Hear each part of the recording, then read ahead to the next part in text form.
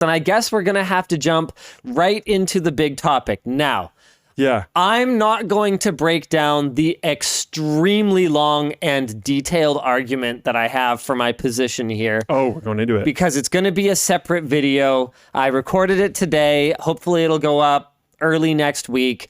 But the word, well, not the word on the street. YouTube has tested putting 4K behind a YouTube Premium paywall. So essentially making access to the 4K resolution, I mean, it's not really a drop down because it pops up.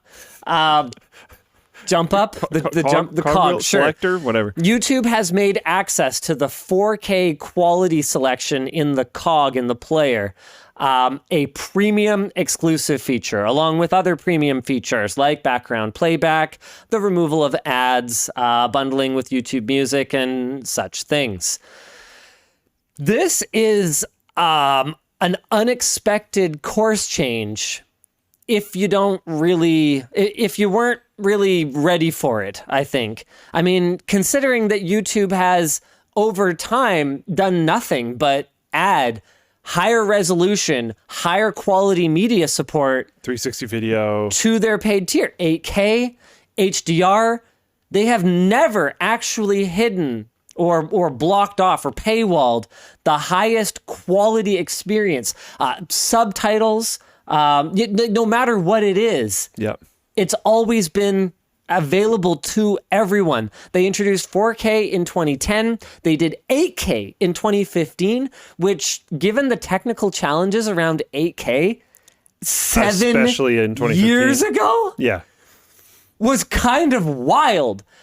Honestly, I am surprised that more people didn't cause problems for them with it, because you don't need an 8K camera to export an 8K video and take advantage of that extra bitrate. I'm surprised that more people didn't take advantage of it. High refresh rate is another thing that YouTube has added for all users. A lot of this all came at a pretty similar time. It felt like there was almost a video technology kick that YouTube was on. Around when they launched 8K, they launched 360 video, they launched VR support, which is kind of similar to 360 video, but it's not exactly the same. They launched all this other type of stuff. They did all of it at a very similar time, and they've continued pushing for it, but not quite as hard as they did in the past. Yeah, but here it is. Confirmed, witnessed, out in the real world. 2160p resolution, premium feature, look at that. Premium, tap to upgrade right there. What else can we say about it? Excuse me. And this is not just one post. So there have been multiple posts on Reddit, and this is coming right on the heels of the extra unskippable ads controversy. Just last month, which was as little as 8 days ago, some users were experiencing up to 10 unskippable ads in a row. YouTube said this was a small experiment. Everything that I heard about it was off the record, so I can't quote anybody or anything or whatever. I can't tell you how I know any of this, but what I will say is that Google is a very engineering-focused company, and engineering, a scientific approach, requires testing, experimentation, and evaluation of results.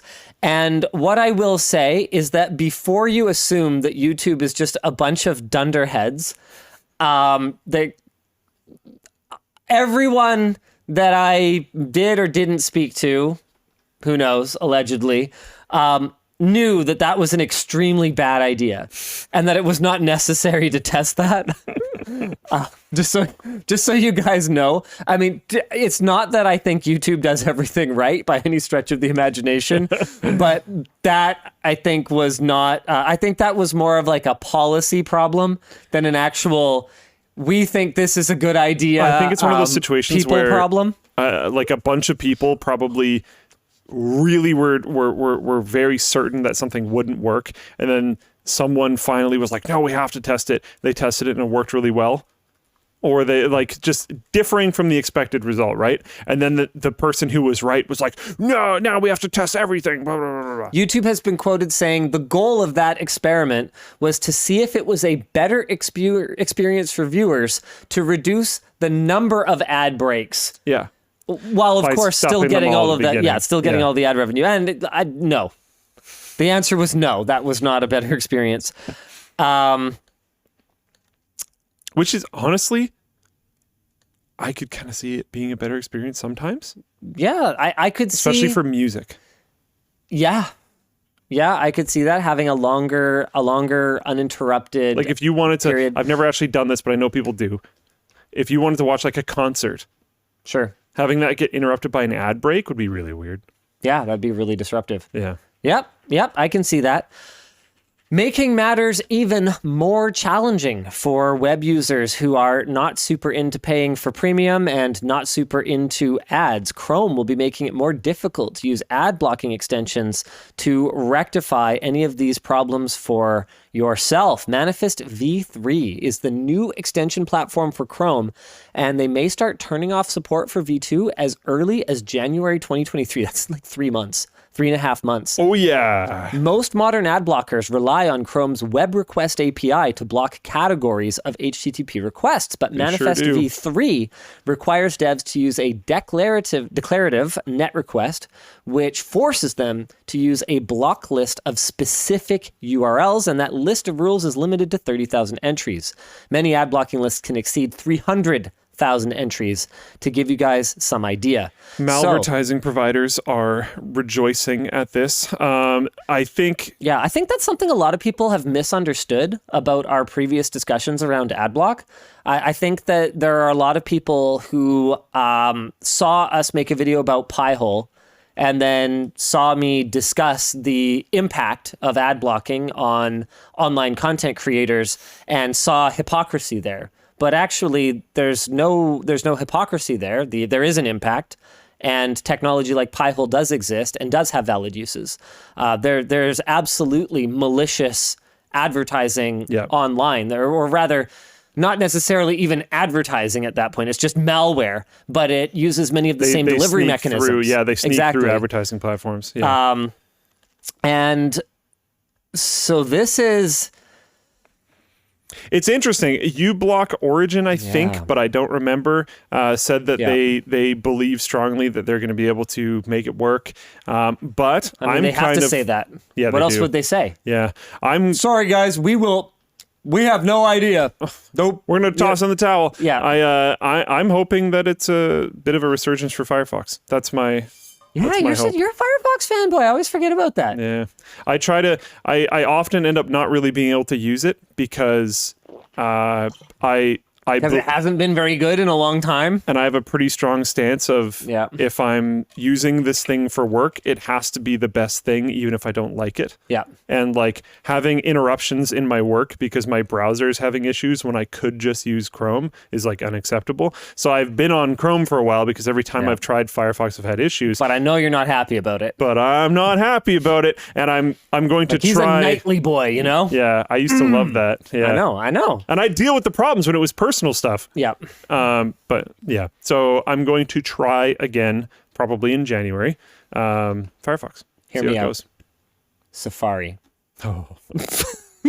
People were talking about it in the chat. I'm like, sure, I'll pitch it for you. I'll pitch it. See how it goes. Now, aside from the ad blocking conversation, let's jump back to 4K for a second. One of our discussion questions here is, should 4K be a premium perk? And it says here, most people don't even need it. I think that's a deeper, longer conversation. That's going to happen in the dedicated video. Yeah. But I want to have a separate conversation about Floatplane. Our video platform, YouTube's copying floatplane.com. us. Yeah, I know, right? Officially trailblazers. Our video platform actually charges extra, not just a little bit. It works out to, for the platform, more than double for 4K. And the way that works, it's actually from $5 to $10, which is double. But the way that works out is that at the lower transaction amount, it's more of it gets eaten up by credit card processing fees and stuff. So hold on. The $5 to $10 jump is your pricing. Yeah. So you're just talking about the platform. Oh, sorry. Yes. So, yes. So the way that it ends up working on the Linus Tech Tips page that is on the platform is a $5 to $10 jump. Yes. It's different. Oh, okay. So anyway, the point is, for you, the end user, Because creators can set their own pricing. But anyways, it's double. But the way that it actually works out is that it is more than double, and the reason for that is that the additional cost of serving 4K is a lot more than I think people necessarily realize. And like bandwidth is hyper expensive and also very difficult. So let's talk a little bit about that, because I tweeted about sort of my hot take about this whole thing, that I think YouTube is actually not only maybe justified in doing this, but that it also could be the right move for the platform in general, like for the entire ecosystem. So I tweeted about this hot take, and I had some people who I feel like have maybe maybe not the full picture of how this works, because, like, to be clear, I understand being upset about it. Like, obviously, yeah. I hate when you tell me I have something and you take it away. Like, I'm always reminded of that scene from Empire Strikes Back. I'm altering the deal. Oh, pray I don't alter it any further. Right? Yeah. Like, that's so iconic, because we're in this position where whether you're an individual end user, whether you are a creator, where Google holds all the power. If they decided tomorrow that not only did they not feel like serving 4K video to non-paying customers anymore, but they were going to remove it from the platform outright. And oh, by the way, that semi-archive of content that you've uploaded over the last 12 years, we're gonna get rid of all the high quality copies of everything. We're gonna prune it all. They could decide that tomorrow on a whim. They could, and we're utterly powerless, and that's frustrating, and that sucks. Where was I going with this? I don't remember. Right, I made that anyway. I made that argument that but it could actually be the best thing, and you'll have to hear me out. Really, please hear me out. But some of the responses that I got from people who were upset about it, I feel like we need to kind of talk about those things. So one person that I went back and forth with had said, well, what do you mean bandwidth costs? Right? They laid that coax cable 30 years ago. Oh, that's not how that works. Right? Okay, so explain how that works for the people. Google doesn't own all of the cables that go around the entire internet. All that stuff takes maintenance and whatnot. So like if Google wants to send you data, it's going to have to go over ISP's lines and stuff like that. You have to pay for bandwidth at some point. Google did spin up their own ISP in the States, which probably gives them some cool abilities to do different things. They're on a certain scale that I don't fully understand. Like once you have your own data centers and stuff, like I know OVH has their own dark fiber lines running all over the place and all this neat things. Like that stuff is beyond my scale of understanding. Sure. But bandwidth is highly expensive, and you have to deal with a lot of other entities. Like, I was going to say people, but talk entities. About some of the other entities that we've had to deal with in order to maintain quality of service for users. One of the problems that we have right now, I'm going to call out a country specifically that we're actually having problems with. So sorry if you're having this problem, but in Germany, there's multiple ISPs, right? Sure. And the pathways that we're using work great for some users in Germany, and it works really poorly for other users in Germany. We have really good service in Germany. Right. We also have not really good service in Germany.